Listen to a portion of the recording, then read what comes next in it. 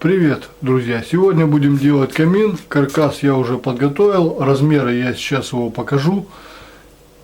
Он выполнен из ЛДСП, ламинированная ДСП мебельная. Можно сделать с картона, можно сделать с других подручных средств. Вот, как говорится, из подручных, что у меня было, с того я и сделал.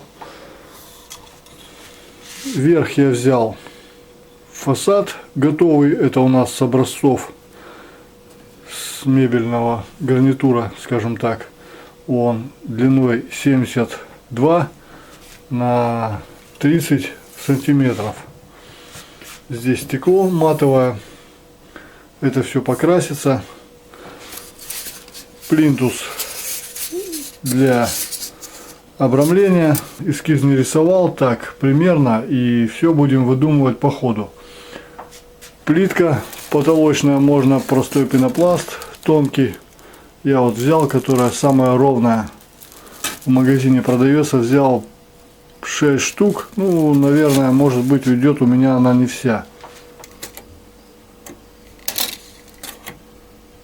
Ширина боковой стенки 22 сантиметра.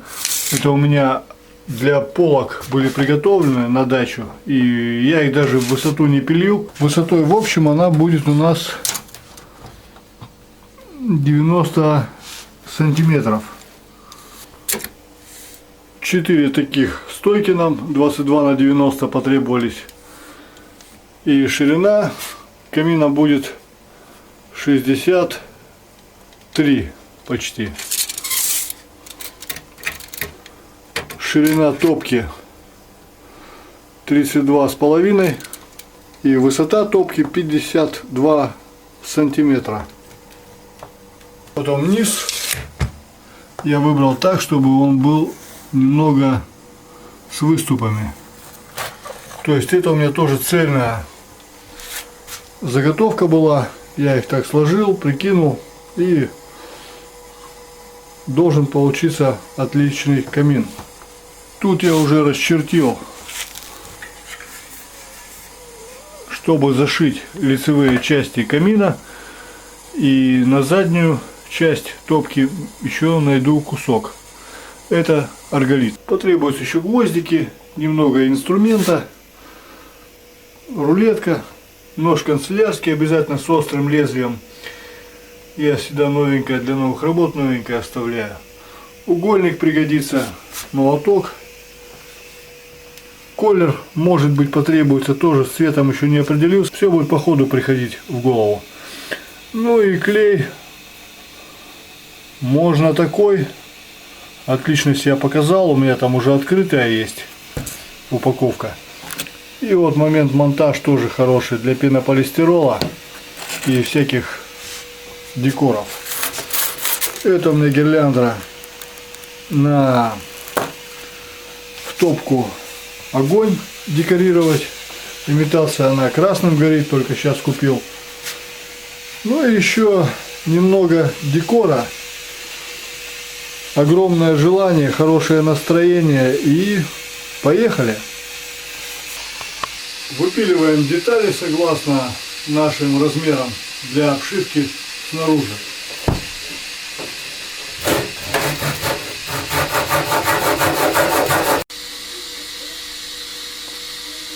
Заднюю стенку я уже прибил.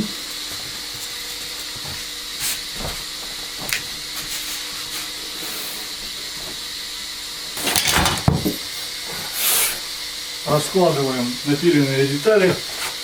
После пила я обрабатываю наждачкой, чтобы не было торчков.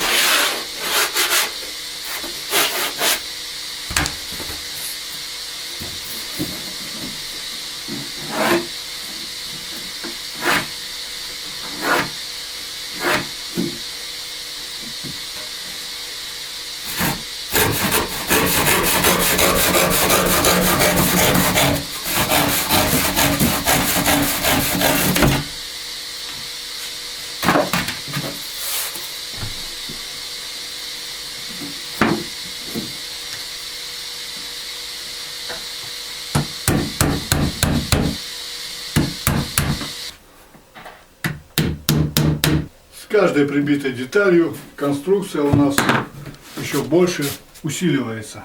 Гвоздики, конечно, нужно поменьше, не те, что я взял в магазине, других не было.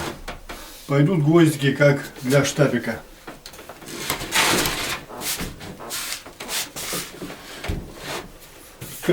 Задний край столешницы и задней стены в одном уровне, чтобы плотно подошла к стенке, без всяких выпусков, как делаются кухонные гарнитуры и другая подобная мебель, ну типа комодов. Краску лучше акриловую, без запаха. Можно вот такую, в пластике продается радиаторная, но эта банка у меня была уже пустая. Я налил в нее акрил латексную General Paint. Она еле-еле бежевая. Белая у меня нет.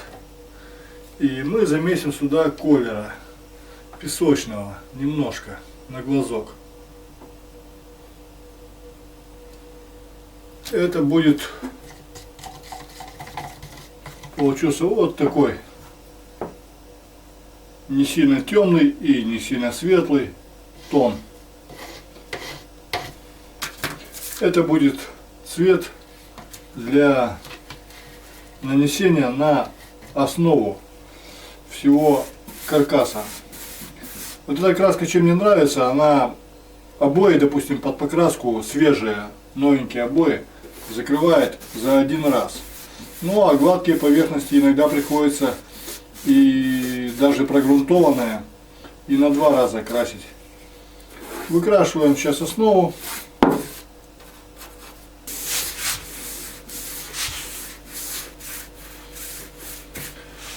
Это будет, как бы сказать, фон, на нем будут наклеены кирпичики. И еще не знаю как, может быть целиком, может быть частично. Я еще буду сейчас смотреть по плитке. Ну, думаю, что хватит у меня ее, я ее примерно брал на такой размер. Здесь только пошире предполагал делать. Верхушку вот этой рамки я тоже выкрашиваю этим цветом.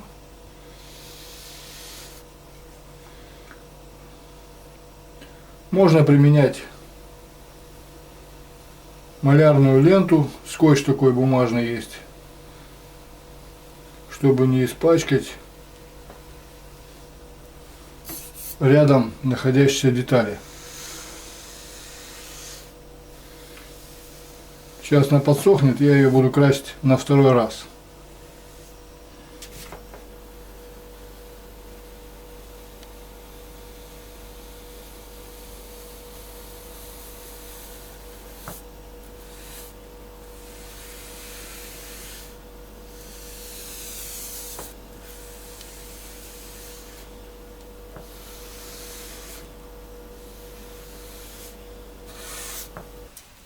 Плинтус, который будет обрамлять верх каркаса и вокруг топки, я тоже, наверное, его сделаю, скорее всего сделаю.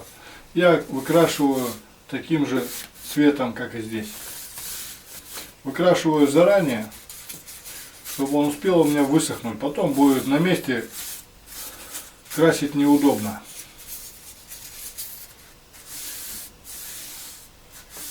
И покрашенный плинтус, согласитесь, выглядит лучше, чем просто белый. Итак, поляна для дальнейшей работы высохла. За что я ценю эту краску, что она сохнет быстро. Я с помощью стусла и канцелярского ножа вырезал углы 45 градусов, чтобы примыкание было ровным. Но все равно, возможно, еще будем по месту подгонять. И клеить я буду плинтус на момент монтаж. Он будет лучше фиксировать их. А этот клей мы применим уже при наклейке кирпичиков из плитки. Наносим на рабочую часть плинтуса, имеется в виду, где клей намазывается, тут такие рисочки сделаны, вот они. Наносим вот так вот клей. Есть такой клей, продается для пистолетов, можно применять его. Ну, для таких небольших дел пойдет и такой. Потом я углы уже подогнал. Намазываем еще стык углов, чтобы лучше зафиксировалось.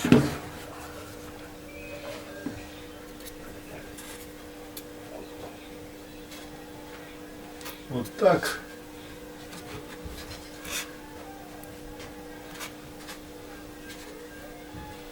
Излишки клея, которые выступают, убирать лучше потом, когда он немножко прихватится.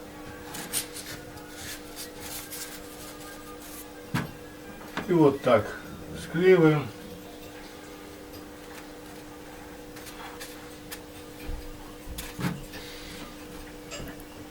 У меня будет сделано так, что узор будет выступать немного, ну, вот так вот скажем, внутрь самой топки. Так будет она более лучше смотреться. Потом я беру малярный скотч, можно использовать канцелярские иголочки и склеиваю вот так углы, чтобы они не разъехались, пока я буду делать другие работы и не посматривать за изделием. Вот так. С таким плинтусом есть один минус. Угол трудно подбирать, чтобы он был совпадал и тут, и там. Я немного так сконцентрировал, и угол, можно сказать, совпал.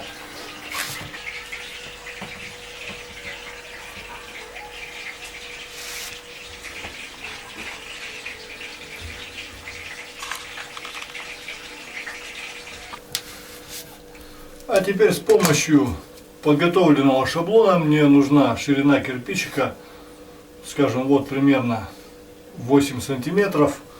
Я делаю метки.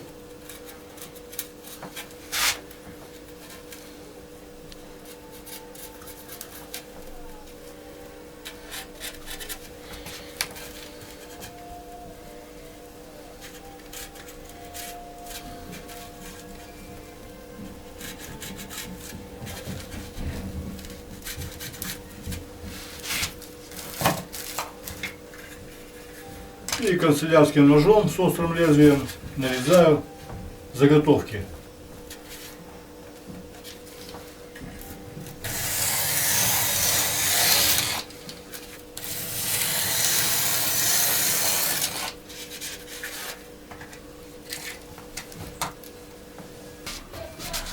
Отмерив нужное мне расстояние с помощью угольника, чтобы выдержать угол, делаем рез.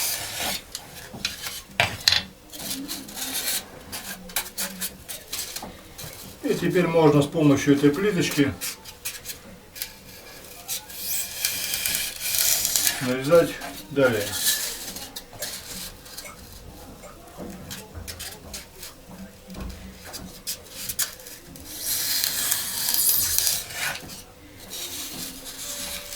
Это пойдет на лицевую сторону. Итак, нарезал заготовок, мне уже все тут видно по расстоянию. Внизу у меня будет самая нижняя, как раз с обрезка осталось, чуть уже пойдет. Здесь по целому кирпичику и по пол кирпичика. Сверху выставляю вот такой шаблон. Беру заготовки, раскладываю.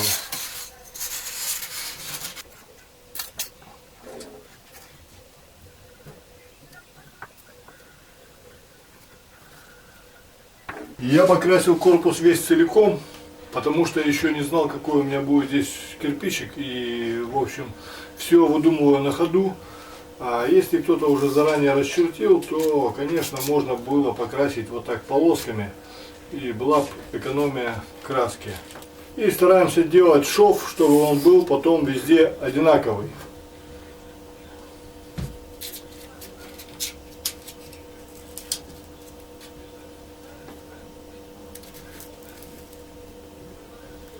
Делаю так, чтобы она выступала за край стенки, чтобы потом отсюда кирпичик подошел вот так.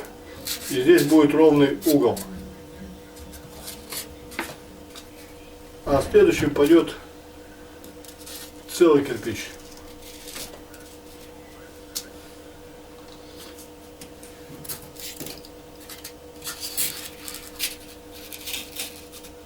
И так обклеиваем далее две стороны.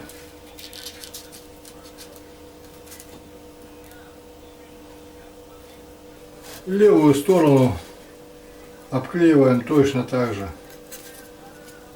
Свеженький клей, новенький, и идет полегче.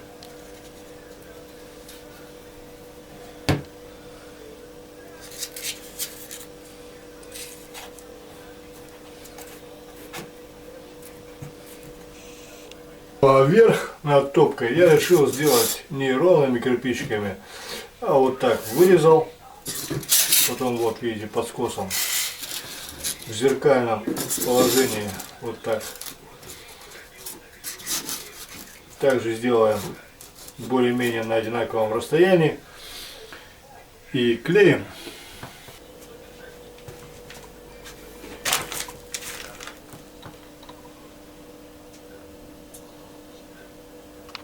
После того, как приклеили боковую стеночку, мы берем аккуратно и наш запас, что мы делали запас, срезаем. Ножик обязательно должен быть острым. Если нож будет затуплен, повреждено лезвие, то, в общем, может получиться неаккуратно. И вот так, надавливание вниз,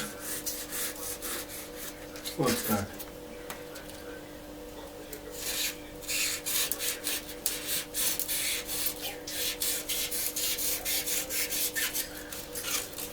Получается аккуратный угол.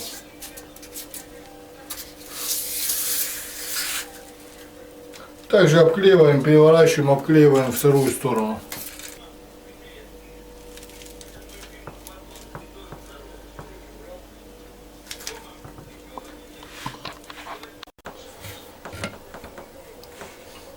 А внутри топки выкрашиваем светлой краской. Она не совсем белая, немного с бежевым оттенком. Тоже краска латексная, с небольшим блеском, без запаха.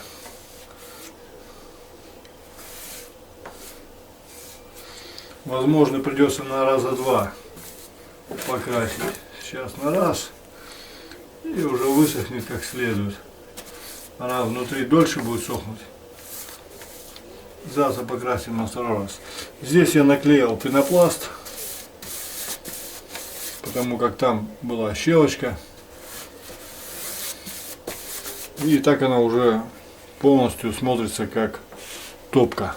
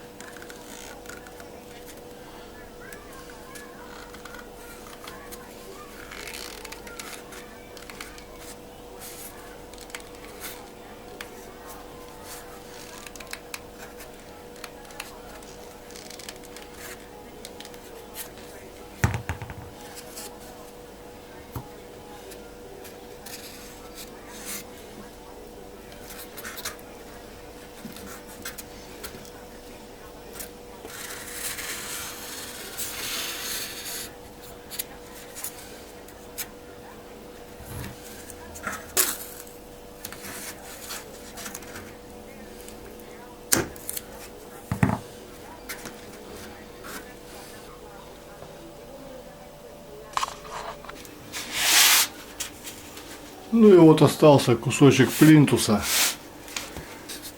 Я его надумал смонтировать вот сюда. Торцы обрезал под 45 градусов.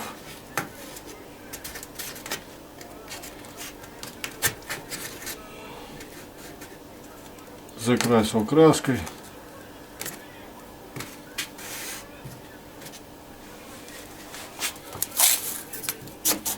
Фиксируем на время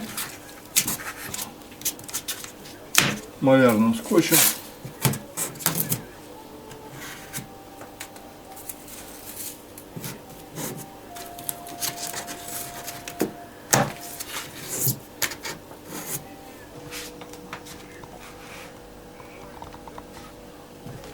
Вот так, в общем, вышло. Можно его устанавливать. Ну, вот так, в общем, вышло. Сейчас я выключу свет, еще будет краше. Гирлянду нашел такую, чтобы она мигала разными. Она в темноте, сейчас будет, я выключу, она будет как огонь. У нее тут разные варианты, включатель на нее. Вот здесь расположен. Под проводок я сделал отверстие, вывел. То есть вот так ее не видно. Ну и розетка находится за пределами камина.